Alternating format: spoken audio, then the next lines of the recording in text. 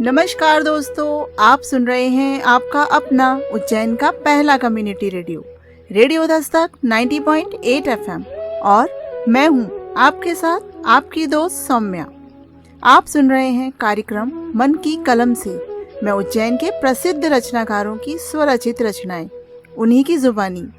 दोस्तों, आज मन की कलम से के इस एपिसोड में पुनः हम रूबरू हो रहे हैं शहर के प्रतिभावान साहित्यकार डॉक्टर गिरीश पंड्या जी से। दोस्तों, डॉक्टर गिरीश पंड्या जी हिंदी लेखन, वाचन और उद्घोषणा के क्षेत्र में विगत 22 वर्षों से निरंतर सक्रिय हैं। आप जितने कुशल व्यंग्यकार हैं, उतने ही बेहतर लघु कथाकार भी हैं। बाल साहित्य की दिशा में भी आपने रोचक और मनमोहक सृजन किया, तो वहीं कई गीत भी आपने लिखे हैं। देश की प्रतिष्ठित पत्र पत्रिकाओं और समाचार पत्रों की राष्ट्रीय परिशिष्ट में आपकी कुल 200 से अधिक लघु कथाएं, व्यंग्य रचनाएं, बाल साहित्य प्रकाशित हैं। इसके अतिरिक्त आपने ऑल इंडिया रेडियो इंदौर पर अपनी 25 से अधिक व्यंग्य रचनाओं और लघु कथाओं का वाचन भी किया है। हाल ही में आपके द्वारा रचित कोरोना शब्दावली में पति पत्नी की नोकझोंक वाली व्यंग्य रचना संपूर्ण देश में सोशल मीडिया पर खूब वायरल हुई थी। दोस्तों, लघु कथा साहित्य का वह स्वरूप होती है जिसमें बहुत कम शब्दों में बड़ा संदेश दिया जाता है या कोई गहरी बात की जाती है। दोस्तों, हम सभी का अपना एक नजरिया होता है और हर बात को और चीज़ों को देखने का सबका अपना एक अलग दृष्टिकोण भी होता है, और यह दृष्टिकोण या दृष्टि सकारात्मक और नकारात्मक दोनों ही प्रकार की हो सकती है। लेकिन किसी एक ही बात या चीज़ पर दो दृष्टिकोण, तो क्या फर्क होता है दोनों में? आइए सुनते हैं डॉक्टर गिरीश पंड्या जी की आज के कार्यक्रम की पहली लघु कथा दृष्टि, उन्हीं की आवाज में।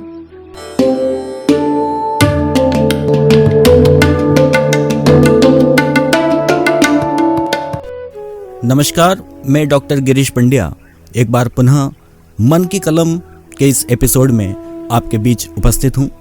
रेडियो दस्तक 90.8 FM मन की कलम के माध्यम से उज्जैन और मालवा के साहित्यकारों की कलम और उनके शब्दों को, उनके साहित्य को, उनके सृजन को दूर दूर तक पहुंचा रहा है। इसी क्रम में आज पुनः इस एपिसोड में मैं अपनी कुछ व्यंग्य रचनाएं और कुछ लघु कथाओं के साथ यहाँ पर उपस्थित हूँ। मैं एक प्रेरक लघु कथा प्रस्तुत कर रहा हूँ, दृष्टि। क्योंकि जब हमारी दृष्टि सकारात्मक होती है तो निश्चित रूप से गहरी से गहरी विपत्ति या आपदा भी हमें उससे निकलने का अवसर प्रदान कर देती है। तो ऐसी ही एक सकारात्मक सोच को ध्यान में रखते हुए लघु कथा का लेखन जब मैंने किया, तो मुझे लगता है कि मैं आज रेडियो दस्तक 90.8 FM के श्रोताओं तक ये लघु कथा अवश्य पहुंचाऊं। तो सुनिए लघु कथा, जिसका शीर्षक है दृष्टि। किसी अस्पताल के एक वार्ड में 2 रोगी भर्ती थे। दोनों ही रोगियों की जांच के परिणामों में यह पाया गया कि उनकी एक किडनी खराब है। एक रोगी को जब ये बताया गया तो वह सोचकर बहुत खुश हुआ कि कम से कम उसकी एक किडनी तो सुरक्षित है। आगे की जिंदगी उस एक किडनी के सहारे ही कट जाएगी। दूसरे रोगी को जब एक किडनी खराब होने की बात पता चली तो वह भयंकर तनाव में आ गया। उसने सोचा कि उसकी एक किडनी तो खराब हो ही चुकी है, अब यदि दूसरी भी खराब हो गई तो उसका बचना बहुत ही मुश्किल है। समझो, ये दोनों की सोच का अंतर था, दोनों की दृष्टि का अंतर था। कुछ दिनों बाद पहला रोगी पूर्णतः स्वस्थ होकर घर जा चुका था, लेकिन दूसरा रोगी अधिक समय तक जीवित नहीं रह सका। रिपोर्ट के अनुसार उसकी मृत्यु किडनी खराब होने से नहीं, बल्कि अनावश्यक तनाव के चलते ब्रेन हेमरेज के कारण हुई। परिस्थितियां दोनों रोगियों के लिए समान थी, किंतु दोनों रोगियों द्वारा उन परिस्थितियों को देखने की दृष्टि अलग थी, जो उन्हें अलग दिशा में ले गई। तो हम उम्मीद करते हैं कि हमारे सभी श्रोतागण भी इस बात को निश्चित रूप से मानेंगे और अपनी सकारात्मक दृष्टि से अपने जीवन को एक नई दिशा प्रदान करते रहेंगे। चाहे परिस्थिति कैसी भी हो, विषय कोई भी हो, हम हमेशा अपनी दृष्टि सकारात्मक रखें। आप सुन रहे हैं आपका अपना उज्जैन का पहला कम्युनिटी रेडियो दस्तक 90.8 FM और मैं हूं आपके साथ आपकी दोस्त सौम्या। आप सुन रहे हैं कार्यक्रम मन की कलम से। मैं उज्जैन के प्रसिद्ध रचनाकारों की स्वरचित रचनाएं, उन्हीं की जुबानी। दोस्तों, हमारा दृष्टिकोण ही तो तय करता है बात बनानी है या बिगाड़नी है, इसके बीच का अंतर। जब तक दृष्टि या देखने का दृष्टिकोण सही नहीं होगा, तब तक हम गलत निर्णय लेते ही रहेंगे। डॉक्टर गिरीश पंड्या जी, आपकी यह लघु कथा हमें सकारात्मक दृष्टिकोण प्रदान करती है। दोस्तों, माँ की ममता का प्यार, उसके आंचल की छांव और हमारे अस्वस्थ होने पर उसकी बेचैन भरी आंखें, यह तस्वीर याद आती है। पर अगर वर्तमान में देखें तो बातें थोड़ी कुछ और ही हैं। आइए सुनते हैं डॉक्टर गिरीश पंड्या जी की अगली लघु कथा, उन्हीं की आवाज में, जिसका शीर्षक है मदर्स डे की तस्वीर।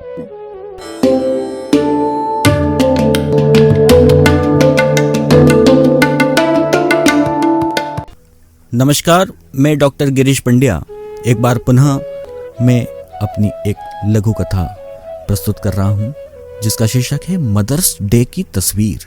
क्योंकि अब समय ऐसा है जिसमें वास्तविकता कुछ और होती है और हम प्रदर्शन कुछ और करते हैं। यदि भावनाएं हमारी कई बार सच्ची ना हो, लेकिन उन भावनाओं का प्रदर्शन हम जरूर सोशल मीडिया पर कर देते हैं। तो इसी बात को ध्यान में रखते हुए मदर्स डे की तस्वीर, ये एक मार्मिक लघु कथा मैंने लिखी, मैं प्रस्तुत कर रहा हूँ।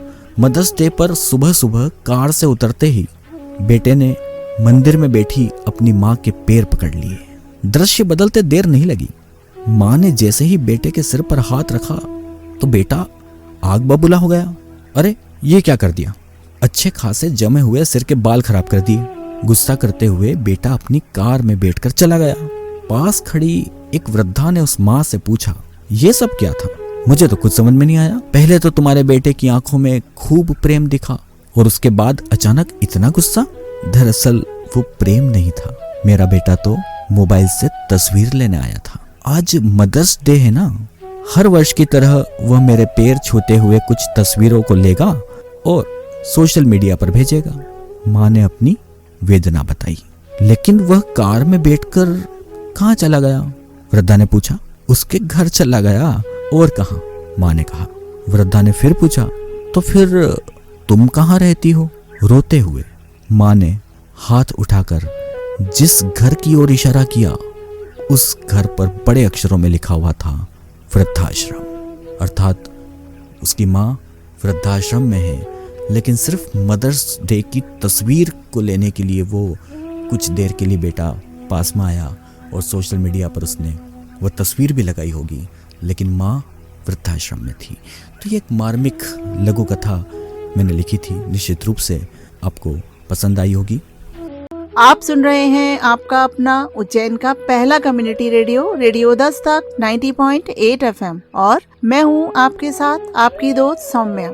आप सुन रहे हैं कार्यक्रम मन की कलम से। मैं उज्जैन के प्रसिद्ध रचनाकारों की स्वरचित रचनाएं, उन्हीं की जुबानी। दोस्तों, हृदय टूट के बिखर जाए, हर वह सिर शर्म से झुक जाए जो 9 महीने एक बच्चे को अपनी कोख में रख लेती है और औलाद उस माँ को अपने घर तक में नहीं रख सकता। बहुत खूब लघु कथा आपकी डॉक्टर गिरीश पंड्या जी।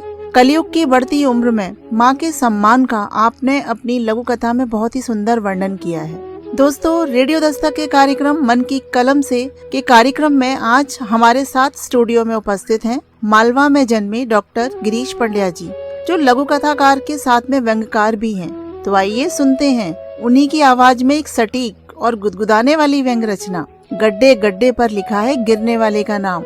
व्यंग्य रचना, रास्ते कम, रास्ते में गड्ढे ज्यादा हैं।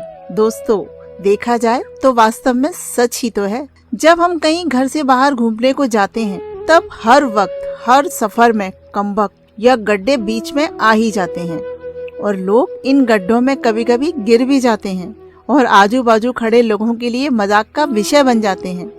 तो लीजिए, प्रस्तुत है डॉक्टर गिरीश पंड्या जी की एक व्यंग्य रचना आप सभी के बीच। गड्ढे गड्ढे पर लिखा है गिरने वाले का नाम।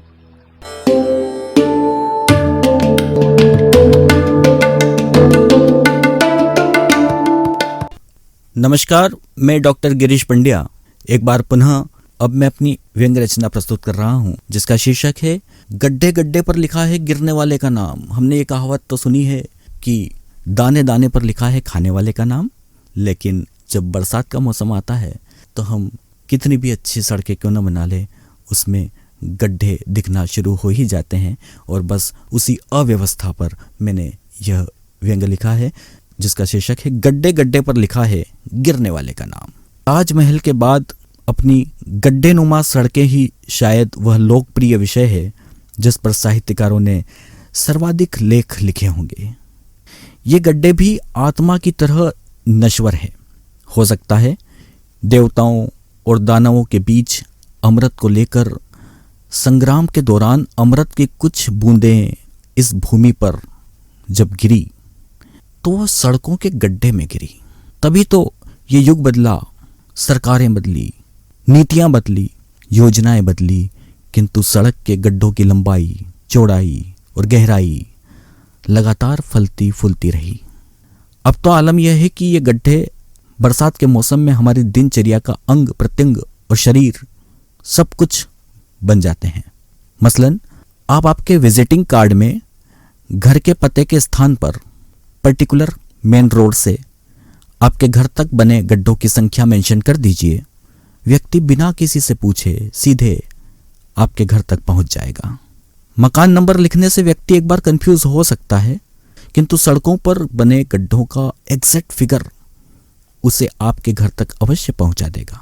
किसी अन्य भूमि से जब आप सड़क मार्ग द्वारा अपनी भूमि में प्रवेश करते हैं तो आपको इसकी सूचना किसी साइन बोर्ड के माध्यम से या आपके मोबाइल में SMS आने के पहले ही तभी से हो जाती है जब आपका वाहन आपकी भूमि की कोमल सड़कों के मजबूत गड्ढों में हिचकोले लेना आरंभ कर देता है। नव दंपत्ति भी हनीमून के लिए स्विट्जरलैंड की अपेक्षा अपनी भूमि की सड़कों पर सफर करना अधिक पसंद करते हैं, क्योंकि यदि वे बस की सीट में दूर दूर भी बैठे हैं तो सड़कों के गड्ढे उन्हें पास बुला ही लेते हैं। यही बात दो विभिन्न संप्रदायों के लोगों के साथ भी लागू होती है। अर्थात ये गड्ढे प्रेम और सद्भावना की संपूर्ण मिसाल है। अब तो गड्ढों में गिरना भी शान की बात है। गड्ढे की प्रत्येक फिसलन कठिन मार्ग पर चलने का सबक देती है। गड्ढे दर गड्ढे गिरते हुए हम समाज के एक मैच्योर व्यक्ति के रूप में स्थापित हो जाते हैं। कई गड्ढा एक्सपर्ट कट मारते हुए गड्ढों से बचने का खेल बड़ी खूबसूरती से रच लेते हैं। यदि वे गड्ढे में गिर भी जाते हैं तो उन्हें पता होता है कि उनका हाथ थामने वाला कोई नहीं होगा, क्योंकि ये तो अपनी वो भूमि है जहां पर गड्ढे गड्ढे पर लिखा है गिरने वाले का नाम। ये व्यंग्य रचना सड़कों पर अक्सर बने गड्ढे जो बरसातों में बहुत अधिक ही पाए जाते हैं, इस पर मैंने लिखी थी। निश्चित रूप से आपको ये व्यंग्य रचना पसंद आई होगी। आप सुन रहे हैं आपका अपना उज्जैन का पहला कम्युनिटी रेडियो दस्तक 90.8 FM और मैं हूं आपके साथ आपकी दोस्त सौम्या। आप सुन रहे हैं कार्यक्रम मन की कलम से मैं उज्जैन के प्रसिद्ध रचनाकारों की स्वरचित रचनाएं, उन्हीं की जुबानी। वाह वाह, कितनी सटीक और गुदगुदाती व्यंग्य रचना, जिसे अभी आपने सुना डॉक्टर गिरीश पंड्या जी से। दोस्तों, गड्ढे गड्ढे नहीं हो गए, एम्प्लॉयमेंट का जरिया हो गया। कितनों की रोजी रोटी चल रही है इन गड्ढों की वजह से। वाह, क्या खूब लिखा आपने डॉक्टर गिरीश पंड्या जी। सरकार अगर सीधी तरह से रोजगार प्रदान करे तो इन गड्ढों को इतना कष्ट नहीं उठाना पड़ेगा। दोस्तों, आज भ्रष्टाचार की इस दुनिया में हम सबका जागरूक होना बहुत जरूरी हो गया है, क्योंकि यदि आप जागरूक नहीं हैं तो कोई भी आपको आसानी से मूर्ख बना सकता है। लेकिन जागरूकता के भी कई सारे पहलू हैं। डॉक्टर गिरीश पंड्या जी की एक बहुत ही सुंदर सी लघु कथा जागरूकता, आइए सुनते हैं उन्हीं की आवाज में।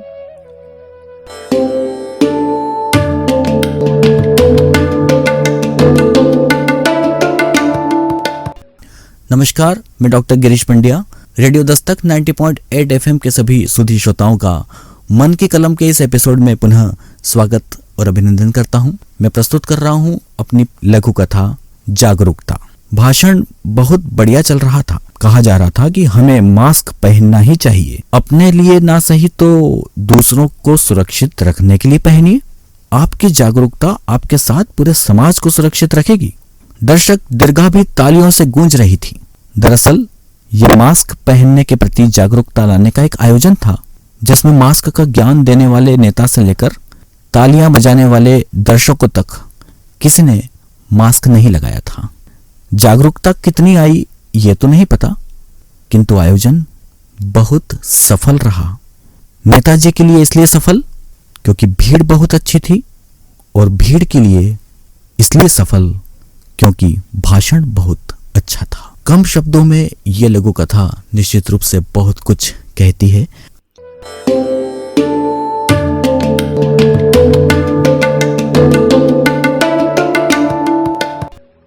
आप सुन रहे हैं आपका अपना उज्जैन का पहला community radio, radio Dastak 90.8 FM, और मैं हूं आपके साथ आपकी दोस्त सौम्या।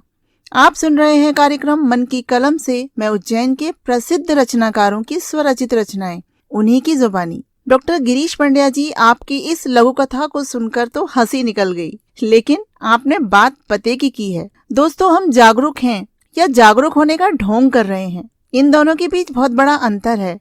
इस अंतर को स्पष्ट करती आपकी यह लघु कथा जागरूकता। बहुत बहुत धन्यवाद सर आपका।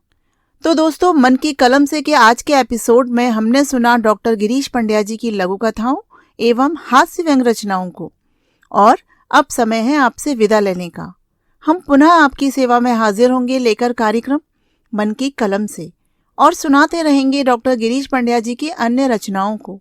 दोस्तों, आपको आज का यह कार्यक्रम कैसा लगा, इस संबंध में आप अपनी प्रतिक्रिया अवश्य व्यक्त करें। आपके मन में यदि कार्यक्रम से संबंधित कोई पोस्ट या कोई सुझाव आप देना चाहते हैं तो आप रेडियो दस्तक के व्हाट्सएप नंबर 9406894068 पर हमसे संपर्क कर सकते हैं। रेडियो दस्तक 90.8 FM से जुड़ी सभी अपडेट के लिए आप हमारे social media account Instagram, ShareChat, Facebook और ट्विटर पर भी जुड़ सकते हैं, जहां आपको कार्यक्रमों संबंधी अन्य जानकारियां भी मिलती रहेंगी। दोस्तों, अब समय है विदा लेने का। अब अपनी दोस्त सौम्या को इजाजत दीजिए, लेकिन कहीं मत जाइए, सुनते रहिए आपका अपना रेडियो दस्तक 90.8 FM। सुनेगा उज्जैन, बढ़ेगा उज्जैन।